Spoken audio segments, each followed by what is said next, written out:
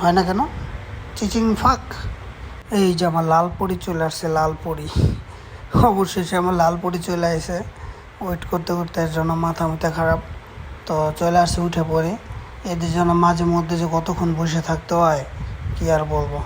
আর দেখায় 8 মিনিট, লাগাই দেয় 10 মিনিট। যাই হোক, এমআরটিতে চলে আসলাম, metro rail, MRT metro rail. এখন দেখি যে স্টেশনের নাম যেখানে আমি যাব। তো দেখা শেষ। এখন এই যে কার্ডে 10 টাকা ভরে নেই, মালার রিঙ্গিত 10 রিঙ্গিত ভরে নেই, যেতে হবে। কার্ডে বেশি টাকা নেই। তা ওই যে গেট, এইখানে এই যে গেটে চলে আসলাম। হয় না কেন?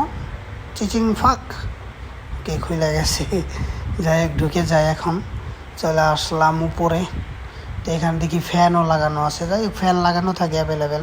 এখানকার ভিউটা দেখেন তো, পাহাড় দেখবেন একটার থেকে একটা বড়, আরেকটার থেকে আরেকটা বড়। তো অনেক সুন্দর ভিউ, মাশাআল্লাহ, অনেক ভালো লাগে আল্লাহর রহমতে। আর যে এখানে দেখা যায় যে টাইম কত মিনিটে আসবে। তো আমার ট্রেন আসবে 2 মিনিট পরে, তারপরে 10 মিনিট, তারপরে 19 মিনিট পর। তো অলরেডি চলে আসছে আমার ট্রেন। আমার ট্রেন না, মানে এই দেশেরই ট্রেন। তো চলে আসছে ট্রেন। তো এখন দেখা যাক, উঠে যাই ট্রেনে। ওঠার পরে এই যে এইখান থেকে দেখেন পুরোপুরি, আপনি এইখানে দাঁড়ায় পুরো ভিউটা পাবেন একদম। দেখছেন ভিউটা কি? সে একটা ভিউ হয়, কোটি টাকার ভিউ, ঠিক আছে। আর এই যে এই পাশে দেখেন সবাই বসে আছে যার যার মতো সুন্দর করে। এইটা হচ্ছে পিছনের ভিউ, পিছন থেকে এই যে এইরকম দেখা যায়, দেখেন এটা হচ্ছে পিছনের ভিউ। ওই আগে যেটা দেখলাম ওটা সামনের ভিউ ছিল।